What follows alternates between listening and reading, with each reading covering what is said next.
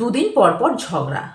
তোমার সাথে আমার আর ম্যাচ করছে না, এই বাড়িতে আমি আর একদিনও থাকবো না। আর তারপর পরের দিন সেই একই রুটিন, ভাত খেয়েছো, চা দেব, আর রাতে একসাথে টিভি দেখা। এটাই কি স্বামী স্ত্রীর সম্পর্ক? আজকে এই নিয়েই আলোচনা করব, সঙ্গে থাকুন।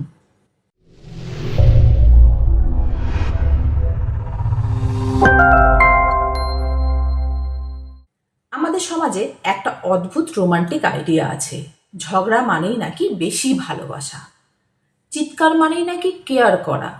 কিন্তু একটু সিরিয়াসলি ভাবলে বোঝা যায় ঝগড়া হওয়া স্বাভাবিক, দুজন আলাদা মানুষ, মতও আলাদা হবেই। কিন্তু যদি প্যাটার্ন একই থাকে, যেমন প্রথমে ঝগড়া, তারপরে কান্না, তারপর কথা বলা বন্ধ, তারপর আবার এক হওয়া, আর আবার কয়েকদিন পরে সেই ঝগড়া, তাহলে এটা রিলেশনশিপ না, এটা রিপিট টেলিকাস্ট।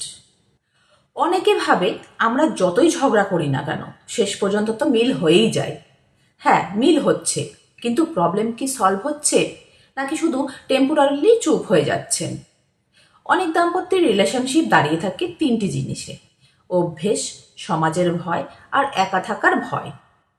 ভালোবাসা থাকলে রেসপেক্ট থাকে, কিন্তু যদি অপমান রেগুলার হতে থাকে আর অ্যাপোলজি শুধু রিচুয়াল হয়, তাহলে ওটা হেলদি রিলেশনশিপ নয়।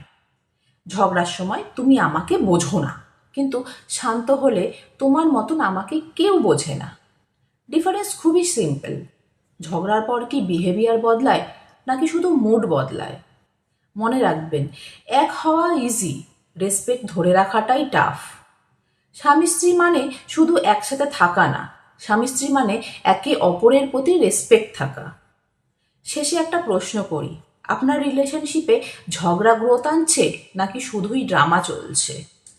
হাসতে হাসতে ভাবুন, কারণ সত্যিটা মজার হলেও ইম্পর্টেন্ট। কথাগুলো যদি সত্যি বলে মনে হয়, ভিডিওটা লাইক করো, আর কমেন্টে লেখো তোমার মধ্যে কোনটা বেশি, ড্রামা না রিলেশনশিপ। নিজেকে বদলাতে চাইলে চ্যানেলটি সাবস্ক্রাইব করো।